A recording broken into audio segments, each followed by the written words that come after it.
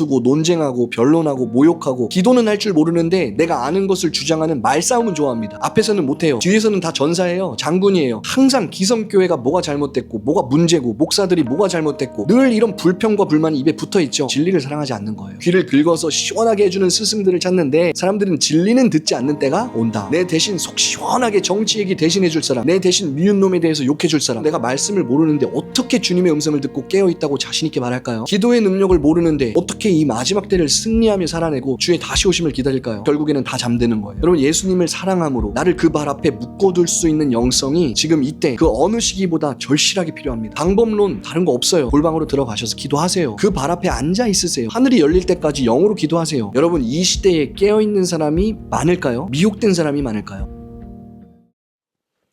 안녕하세요. 마일샘 목사입니다. 우리 크리스천들이 요즘에 정말 많이 자주 사용하는 단어 중에 하나가 분별, 미혹 이런 단어예요. 그만큼 마지막 때인 지금 분별하기가 어렵고 미혹되지 않고 깨어 있어야 한다는 그런 자각이 전 세계 교회 가운데 있다는 것이죠. 그래서 저는 영분별에 대해서 그 뿌리는 무엇이고 목적은 어디고 또 말씀을 통한 영분별과 고린도전서 12장에 나오는 성령의 9가지 은사 중에 하나이고 초자연적으로 영들을 분별할 수 있도록 영의 눈으로 보고 알게 되는 그러한 영분별의 은사에 대한 것을 구체적인 저희 사례와 함께 나누었습니다. 오늘은 미혹에 대한 겁니다. 저도 오랫동안 주님을 따르면서 지금껏 미혹되는 사람들을 많이 만나봤습니다. 늘 궁금했던 것은 왜 신앙생활 잘하는 사람들 중에서 특히 저분은 예수님을 진짜 뜨겁게 열정적으로 사랑하는 분인데 왜 미혹이 됐을까? 기도도 특심으로 하고 섬김도 몸을 바쳐서 헌신하는 그런 분들인데 왜 이 중에서 미혹되는 사람들이 이렇게 많을까 늘 궁금했습니다. 그리고 미혹되는 사람들은 특징이 있다는 것을 여러분들과 함께 나눌 수 있도록 주님께서 알게 해주셨습니다. 미혹이 무서운 이유는 나는 바르게 하나님을 믿고 있다는 착각 속에 평생을 신앙생활 하는데 속는다는 것이고 미혹 속에서 살다가 그 끝은 하나님 나라에 들어가지 못한다는 거예요. 그래서 오늘은 미혹되는 사람들의 특징을 나누면서 저와 여러분이 이 마지막 때 꼭 주님 앞에서 순결하게 깨어 있으시기를 예수님의 이름으로 축복합니다. 먼저 하나님의 말씀을 함께 읽어보도록 하겠습니다. 요한일서 3장 7절부터 10절입니다. 자녀들아, 아무도 너희를 미혹하지 못하게 하라. 의를 행하는 자는 그의 의로우심과 같이 의롭고 죄를 짓는 자는 마귀에게 속하나니 마귀는 처음부터 범죄함이라. 하나님의 아들이 나타나신 것은 마귀의 일을 멸하려 하심이라. 하나님께로부터 난 자마다 죄를 짓지 아니하나니 이는 하나님의 씨가 그 속에 거함이요 그도 범죄하지 못하는 것은 하나님께로부터 났음이라. 이러므로 하나님의 자녀들과 마귀의 자녀들이 드러나나니 무릇 의를 행하지 아니하는 자나 또는 그 형제를 사랑하지 아니하는 자는 하나님께 속하지 아니하니라. 여러분, 미혹이라는 것에는요 크게 두 가지가 있습니다. 첫째는 잘못된 것을 배워서 그것을 믿고 따르면서 속는 경우가 있고요. 둘째는 미혹의 영이 그 사람 속에 들어가는 경우가 있어요. 우리가 잘못된 가르침을 배워서 속았든 미혹의 영이 들어가서 속았든 하나님의 빛을 마주하게 되면요, 왜 사람들이 미혹이 되는지 또 어떤 사람들에게 미혹의 영이 들어가는지 분명하게 알 수가 있습니다. 여러분, 살면서 이단들을 만나보신 적 있으신가요? 적어도 한두 번쯤은 있으실 텐데 저는 사역을 길거리에서부터 처음 시작하고 또 길에서 사람들 전도하는 그런 사역을 하다 보니까 지금까지 살면서 신천지 이단뿐만 아니고 다양한 이단들과 논쟁하게 된 경험이 많아요. 길거리에서 2-3시간씩 말씀 가지고 논쟁하기도 하고 또 버스 정류장이라든지 심지어 저희 집에 노크해서 들어온 경우도 있었는데 얘기하다가 서로 상대방의 말을 안 들어요. 저도 안 듣고 이단도 안 듣고 그러다가 결국에는 언성이 높아져서 집에서 내쫓은 적도 있습니다. 스님들에게 복음을 전하거나 무속인들이나 다른 종교인들도 진짜 많이 만나봤어요. 오늘은 제가 간증 이야기 하나 해드릴게요. 한 번은 제가 자고 있는데 제 친구가 연락이 왔어요. 요즘에 하나님을 믿기 시작했다는 거예요. 그래서 너무 감사했습니다. 그러면서 성경 공부를 배우고 있는데 몇 달이 됐다는 거예요. 지금까지 노트 필기하면서 공부한 내용과 요즘에 출석하는 교회 주보를 저한테 사진으로 보내왔습니다.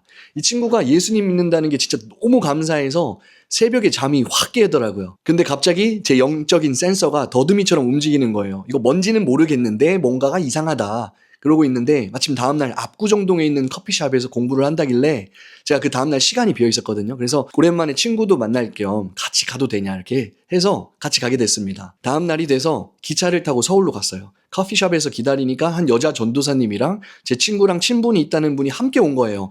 이렇게 넷이 앉아서 각자 자기소개를 했습니다. 당시에 제가 20대 전도사였고 교회를 개척한 지가 얼마 안 됐을 때였어요. 그래서 저도 제 소개를 하고 여전도사님도 소개를 하고 앉았는데 자기가 LA에 있는 온누리교회 출신이라는 거예요.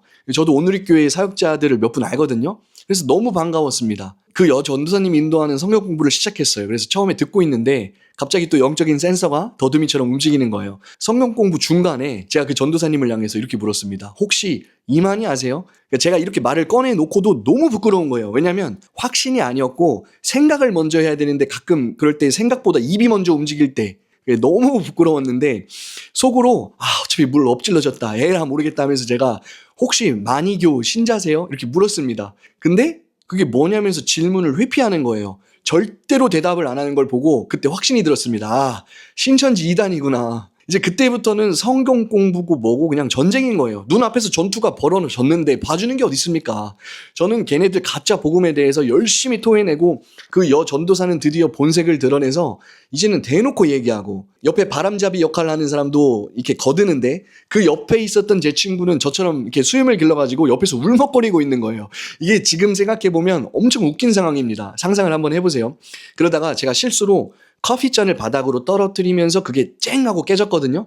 그 순간 제 옆 테이블, 뒤 테이블 그리고 커피숍 전체에 있는 사람들이 한순간에 저를 다 쳐다보는 거예요. 온몸에 소름이 콱 끼치는데 저 빼고 거기에 있던 사람들 전부가 다 신천지 이단이었습니다.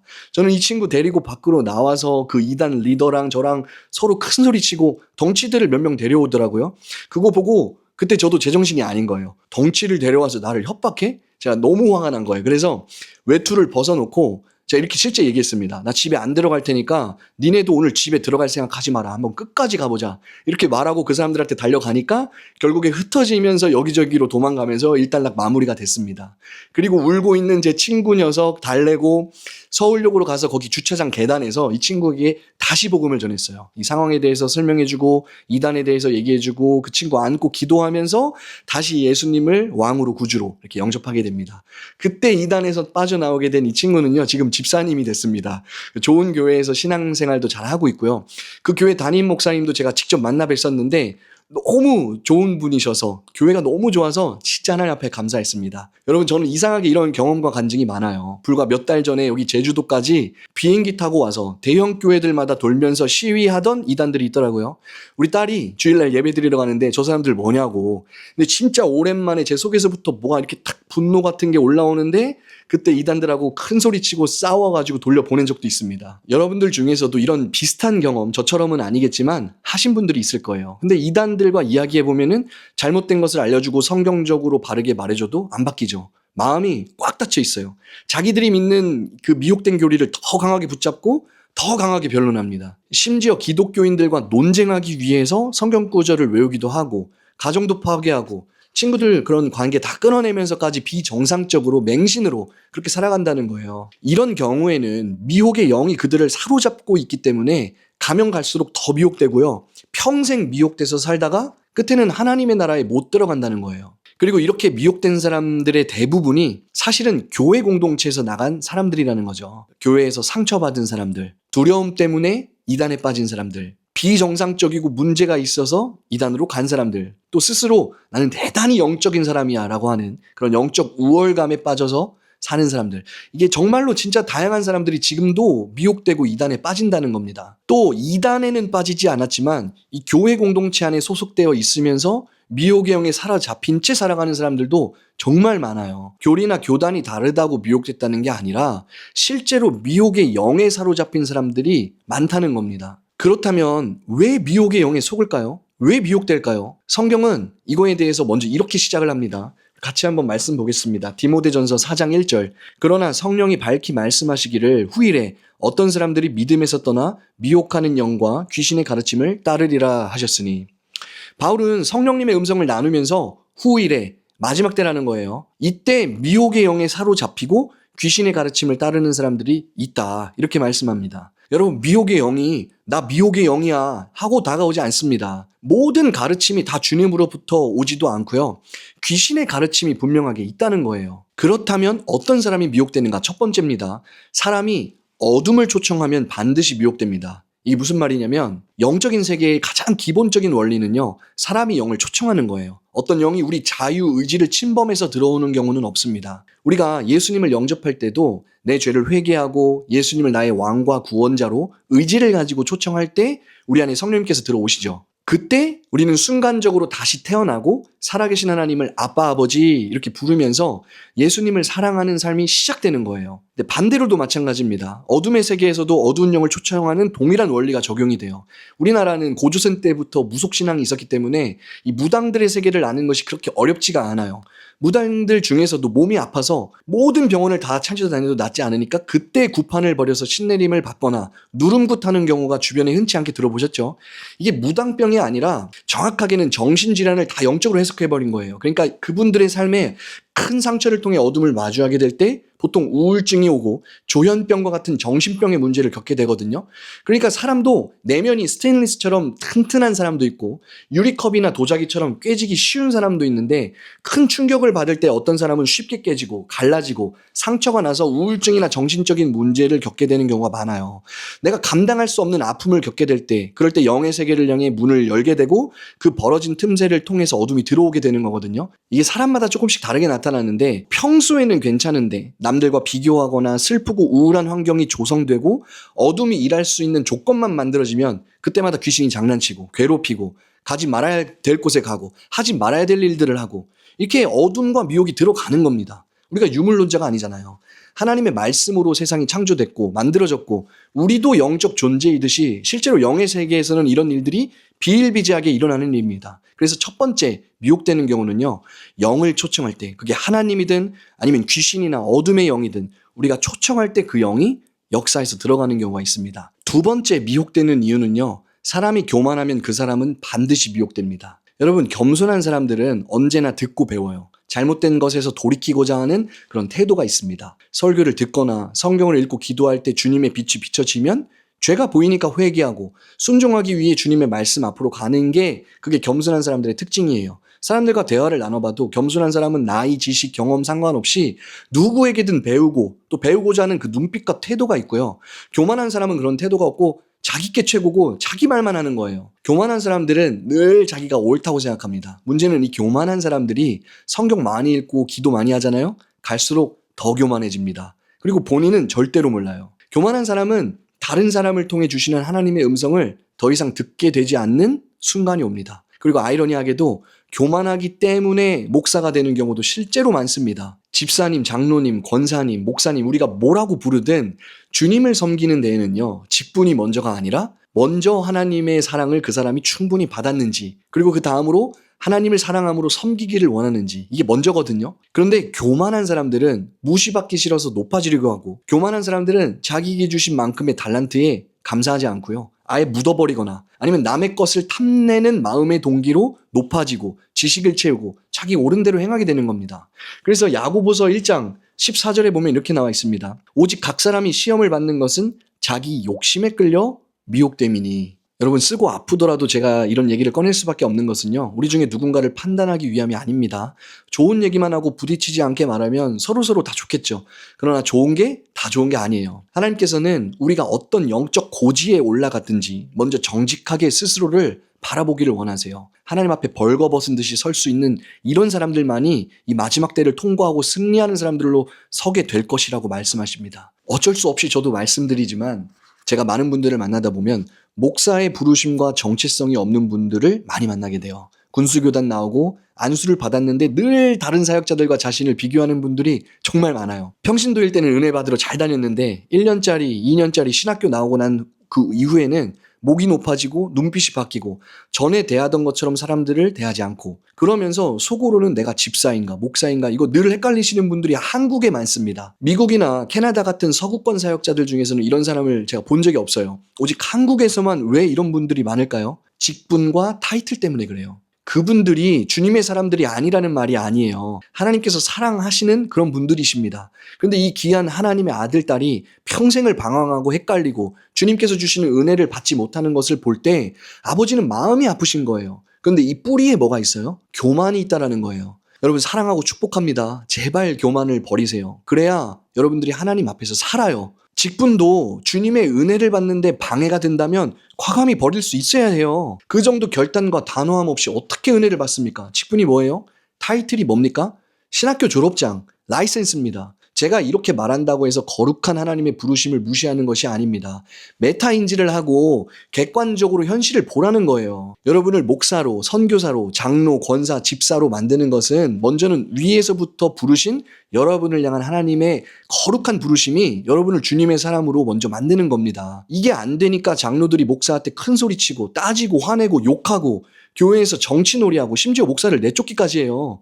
목회 못하도록 막고, 지금이 어느 시대인데 아직도 장로들이 목사 괴롭히는 그런 교회가 있어요. 너무 충격적인데 제가 어제도 그런 소식 들었습니다. 이분들 정신 안 차리면요, 미혹된 상태로 이 땅에서 평생 장로로 살고 박수받고 교회 무너뜨린 죄값 가지고 지옥 갑니다. 진짜 정신 차리세요. 선교 안 할 거면 선교사 딱지도 떼세요. 목사라는 것도 교회 헌법에서 황존직으로 만들어 놨기 때문에 그래서 그런 거지. 사실 직분 안 받았으면 더 건강하게 주님 섬기고 사랑하고 은혜 받을 분들이 그 타이틀 하나 때문에 손발 잘리고 비전도 없고 부르심과 전혀 상관없이 어깨 처진 상태로 사는 분들이 많아요. 어깨 피세요. 타이틀 내려놓는 게 어렵다면 교만이라도 버리세요. 그래야 은혜 받습니다. 하나님은 교만한 자를 대적하시고 겸손한 자에게 은혜를 주십니다. 여러분, 제가 젊은 목사지만 지금 한국교회 작금의 사태를 보면서 이런 말씀을 드릴 수밖에 없는 거예요. 우리 모두가 정직하게 주님의 말씀 앞에 서 있기를 너무나 원하기 때문입니다. 불편드렸다면 죄송합니다.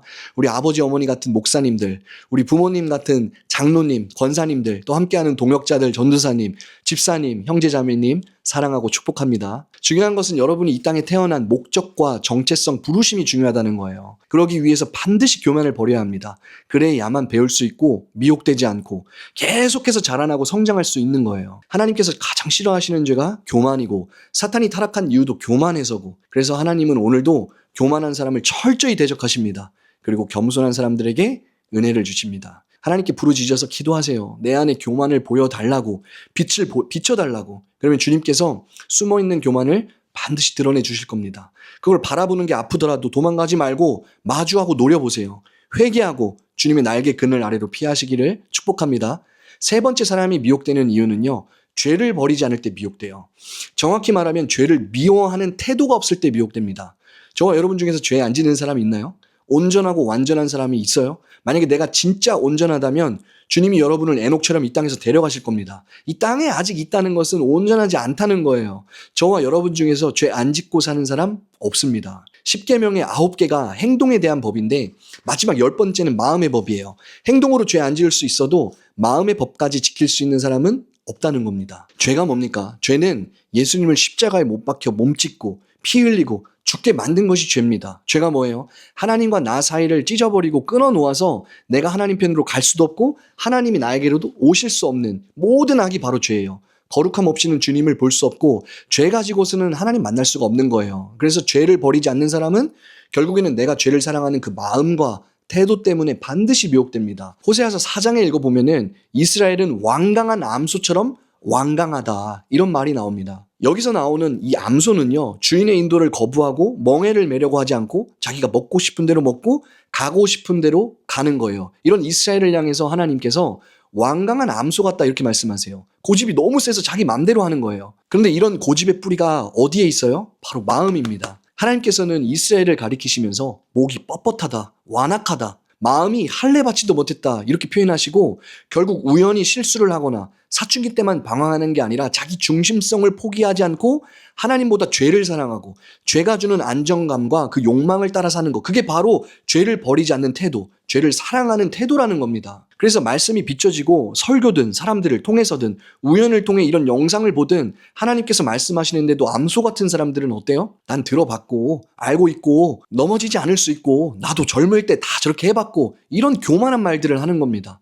나에게 말씀하시는 하나님의 음성을 들려지지가 않는 거예요. 판단하고 재보고 성경적인가 아닌가, 이단인가 아닌가, 옳은가 그른가, 맞나 틀린가, 끊임없이 내 모습은 안 보는 거예요. 이게 바로 죄를 사랑하는 사람들의 태도라는 겁니다. 죄를 미워하시고 죄 때문에 십자가에서 죽으신 주님의 사랑보다 자기가 더 중요한 거예요. 그래서 자기 중심성을 버리지 못하고 죄를 여전히 붙들고 있는 이러한 태도가 있는 사람은 반드시 미혹됩니다. 여러분, 우리요, 주님이 말씀하시면 자세를 고쳐 잡읍시다.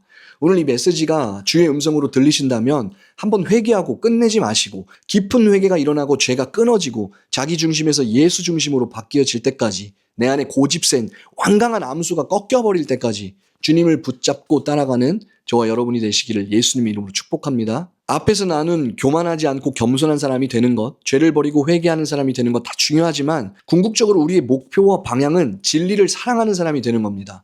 물론 죄를 회개하지 않고 교만하면서 진리를 사랑할 수는 없지만 여러분이 진짜 진리를 사랑하고 따르면 죄와 어둠과 악이 끊어지고 떠나갈 겁니다. 여러분, 진리가 뭐예요? 예수님이죠. 진리는 단지 성경책이 아니라, 성경이 나오는 글귀가 아니라 진리는 예수님이에요. 성경은 진리이신 예수님을 증언하는 것이고 진리의 영이신 성령님께서도 오시면 그가 나를 증언하실 것이요 하신 것처럼 진리는 예수님입니다. 우리가 예수님을 너무나도 사랑하기 때문에 죄를 미워하기를 원하고 예수님을 너무나 사랑해서 거룩하기를 원하고 겸손한 사람이 되기를 구하는 거예요. 왜요? 이것이 진리이신 예수님의 마음이기 때문입니다.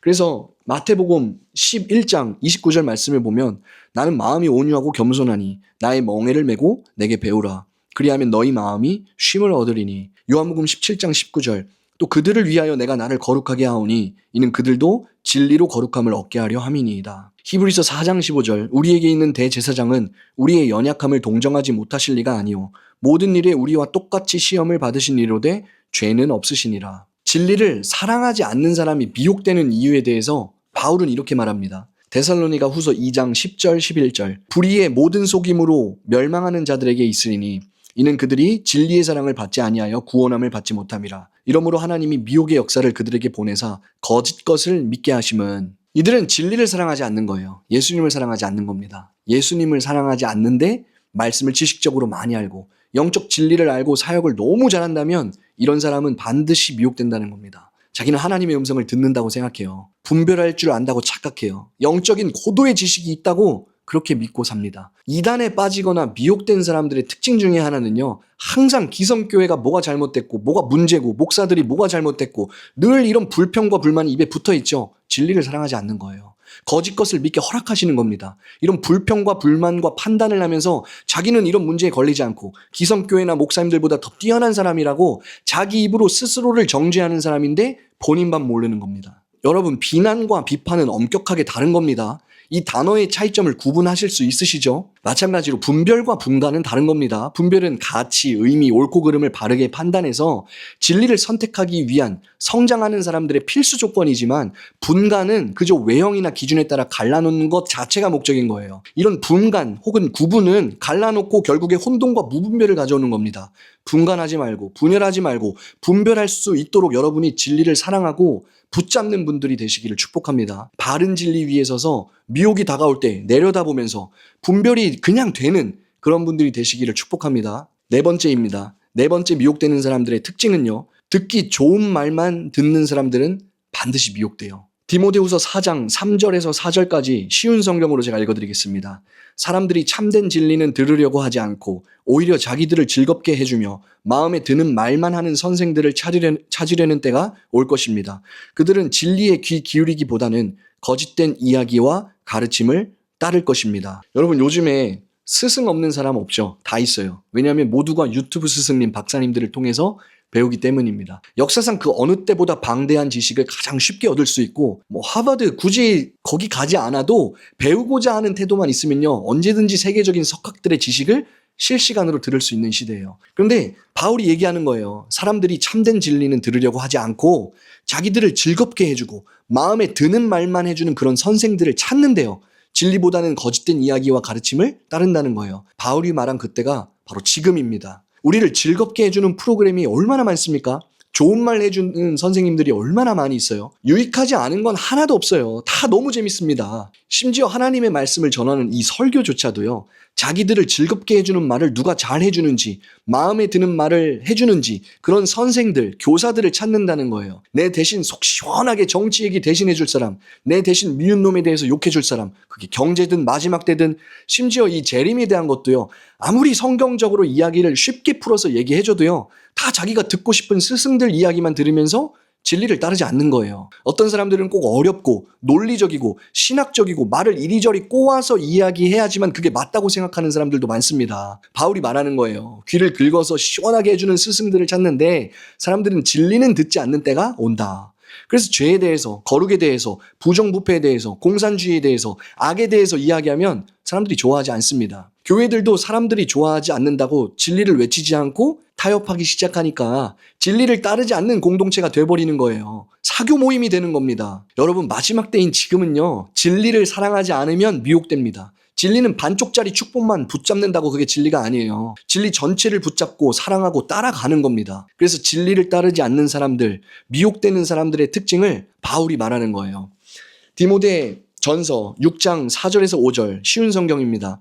그리스도의 가르침을 바로 전하지 않는 사람은 교만하며 아무것도 알지 못하고 말싸움과 변론을 일삼는 사람입니다. 이런 일은 시기와 다툼과 모욕과 서로에 대한 의심만 가져올 따름입니다. 악한 마음을 품고 다투는 사람들은 이미 진리를 잃어버렸으며 하나님을 섬기는 일을 돈 버는 수단으로 생각하고 있습니다. 진리를 사랑하지 않는 사람들의 특징이 뭐예요? 아무것도 모르면서 말싸움하고 변론하기 좋아하고 결국 시기와 다툼과 모욕과 의심만 가져온다는 거예요. 그리고 이 사람들의 마음에 악한 마음을 품고 서로 다투고 싸운다는 겁니다. 멀리 볼 것도 없어요. 여러분들이 보시는 유튜브 채널 들어가셔서 댓글들만 조금씩 보시잖아요. 사람들은 다투고 논쟁하고 변론하고 모욕하고 기도는 할 줄 모르는데 내가 아는 것을 주장하는 말싸움은 좋아합니다. 앞에서는 못해요. 뒤에서는 다 전사예요. 장군이에요. 이런 사람들을 영어로 키보드 워리어라고 하거든요. 나랑 다르면 틀리다는 거예요. 그래서 이런 사람들은 진리를 이미 버렸다는 겁니다. 그래서 듣기 좋은 말만 좋아하는 사람들, 진리를 사랑하지 않는 사람들은요,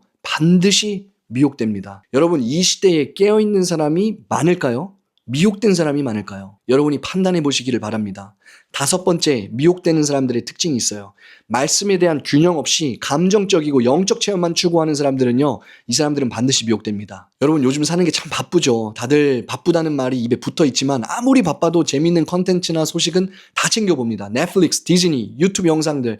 밖에 나가면 맛집 투어 다니고 남들 가야 되는데 다 가고 사진 찍어서 올려야 하고 다들 바빠요.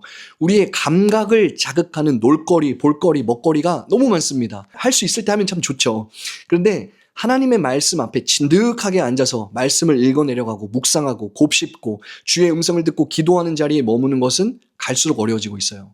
여러분, 내가 말씀을 모르는데 어떻게 주님의 음성을 듣고 깨어있다고 자신 있게 말할까요? 기도의 능력을 모르는데, 기도의 양과 깊이가 없는데 어떻게 이 마지막 때를 승리하며 살아내고 주의 다시 오심을 기다릴까요? 그래서 결국에는 다 잠드는 거예요. 여러분, 예수님을 사랑함으로 나를 그 발 앞에 묶어둘 수 있는 영성이 지금 이때 그 어느 시기보다 절실하게 필요합니다. 방법론 다른 거 없어요. 기독교 영성의 최고봉이 뭐예요? 단순성입니다. 그냥 시간을 정하고 한 자리에 앉아서 성경책을 펼치세요. 전화 끄고 다른 거에 마음 주지 말고 30분이든 1시간이든 마음을 정했으면 단순하게 성경 읽고 침노하는 자처럼 하나님께 나아가셔야 합니다. 기도도 자꾸 기도의 영성 1, 2, 3, 영적 정쟁 1, 2, 3 뭐 이런 거 배우려고 하지 마시고 그냥 단순하게 주님 앞에 나아가셔서 골방으로 들어가셔서 기도하세요. 그 발 앞에 앉아 있으세요. 하늘이 열릴 때까지 영으로 기도하세요. 기독교 영성은요, 성경 많이 알고 엔타임스 이런 지식 많이 알고 종말론, 구원론, 성령론 이 집회 저 집회 다 다녀보고 기름 부음 알고 은사 알고 그런 게 기독교 영성이 아니라 기독교 영성의 최고봉은 단순성이에요. 제가 운동을 하니까 운동을 예를 들어볼게요. 저는 30년 이상 운동한 사람입니다. 운동만 한 게 아니라 지금까지 영양학도 공부했고 프로 선수들한테도 제가 운동 가르치는 사람이거든요. 식단을 짜거나 운동 프로그램을 짜는 거는 제가 너무 많이 해봐서 밥 먹는 것처럼 제게는 쉽습니다. 근데 웨이트 트레이닝을 예로 들자면 바디빌딩에 맞는 운동이 있고 스포츠 선수마다 종목에 맞는 훈련 방법이 다 달라요. 기능성 훈련, 근비대 훈련, 스트렝스나 근지구력, 민첩성 운동 방법이 다 다릅니다. 수영 선수에게는 가슴 근육이 필요 없어요. 박싱 선수에게는 알통이 필요가 없습니다. 근데 이런 운동법을 다 모르고 영양학도 아는 게 아무것도 없는데 꾸준하게 하루에 팔굽혀펴기 하고 스쿼트하고 철봉을 100개씩 하고 이렇게 10년 이상 꾸준하게 운동한 사람들 혹시 보셨나요? 몸이 다릅니다. 바디빌딩으로 굳이 근육을 붙이려고 그렇게 하지 않아도 근육이 많아요. 힘 안 세지려고 해도 힘이 남아 돌아요. 다리도 튼튼하고 체력도 좋습니다. 무슨 말이냐면 다 몰라도 되고 다 알 필요도 없습니다. 하물며 단순하게 육체를 위해 가장 중요한 운동만 하더라도 이런 변화가 일어나는데 우리 영혼이잖아요. 썩어 없어질 육체를 위해서도 이렇게 하는데 왜 영혼이 죽지 않고 살아서 하나님을 섬기고 열방을 섬기는 데 필요한 영의 훈련 왜 안 하십니까? 사실은 안 하는 게 아니라 못 하는 거예요. 여러분을 한번 돌아보세요. 안 하는 걸까요? 아니요, 못 해요. 그런 영성을 훈련해 본 적이 적습니다. 우리 잘 아는 디모데전서 4장 8절 이런 말씀이 있죠. 육체의 연단은 약간의 유익이 있으나 경건은 범사에 유익하니 금생과 내생에 약속이 있느니라. 여러분, 지금 우리 시대에 실력과 차별성이라고 한다면 다른 게 없어요. 일본 말로 특정 분야에 몰두한 사람을 오타쿠라고 하고요. 영어로는 좀 사회성이 부족하고 유행은 잘 모르지만 특정 분야에 빠진 사람들을 너드라고 부르죠. 한국말로 하면 뭐 외길 인생이라고 할 수도 있고, 예전에 제가 선덕여왕이라는 드라마를 봤는데 거기 김유신이 장군이 되기 전에 산에서 목검 들고 연습하면서 막 백만숨을 하나 하는 이런 걸 봤는데, 여러분 베스트셀러 책 중에도 원땡이라는 책이 있습니다. 즉 우리에게 지금 필요한 것은요, 이리저리 헤매며 돌아다니고 아는 것은 많은데 경건의 능력은 없는 그런 껍데기가 아니라 진짜 장인 정신으로 한 가지만 파내려갈 수 있는 단순한 영성이 필요하다는 겁니다. 거룩한 오타쿠, 거룩한 너드가 이 시대에 필요하다는 거예요. 즉 본질을 붙잡고 변하지 않는 진리를 강하게 붙잡은 사람들은요, 미혹되지 않아요. 새로운 가르침과 새로운 부흥과 새로운 운동과 뭔가 새로운 영성이라면서 대단한 것을 알려주는 것 같지만 본질은 하나예요. 뭐예요?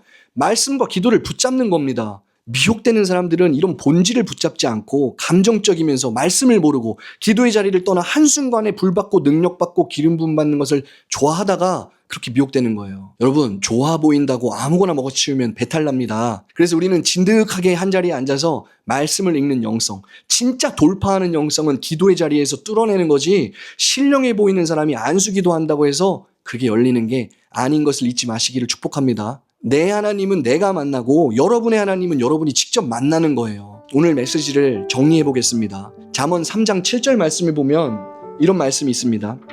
스스로 지혜롭게 여기지 말지어다. 여호와를 경외하며 악을 떠날지어다. 스스로 지혜롭다고 여기지 맙시다. 나는 괜찮겠지, 미혹되지 않겠지가 아니라 언제나 겸손한 태도로 죄를 미워하고 끊고 진리 되시는 예수님을 사랑하고 특히 좋은 말말 좋아하지 않고 진득하게 앉아서 말씀과 기도를 붙잡고 본질을 붙잡고 미혹되지 않기 위해서 사는 게 아니라 진리 안에서 성장하고 예수님의 장성한 분량까지 이르는 저와 여러분이 되시길 축복합니다. 말씀을 따라가세요. 십자가 앞으로 날마다 나아가세요. 잘못된 것이 있다면 언제든 고칠 태도와 용기와 겸손함을 가지고 제대로 영분별하며 주님만 사랑하는 저와 여러분이 되시길 축복합니다. 기도하겠습니다. 주님, 오늘 나눈 이 말씀이 우리의 마음에 새겨지기를 원합니다. 지금도 수많은 사람들이 미혹되고 또 미혹의 영으로 들어와서 속이는 일들이 많은 이때에 주님을 온 마음과 목숨과 뜻과 힘을 다해서 사랑하는 그런 귀한 보석처럼 하나님 앞에 섬기는 분들을 축복합니다. 깨어있게 하시고 속이는 자가 속이려고 다가올 때 같은 위치에서 싸우는 게 아니라 내려다보면서 노려보면서 하나님의 말씀의 검과 같은 불과 같은 기도의 영성으로 이 시대를 깨우고 교회를 일으키며 열방을 일어나게 하는 사람들이 되기를 원합니다. 그들은 골방에서 만들어진 사람이며 겸손하게 주님의 발치에 앉아서 말씀을 배운 사람들이고 거룩한 산을 향하여 두 손 들고 기도하는 주의 사람들입니다. 이들이 마지막 때 용사처럼 일어날 것입니다.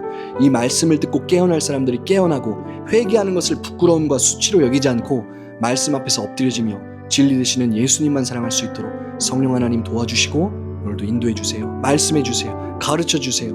감사드리며 사랑하는 예수님의 이름으로 기도합니다. 아멘.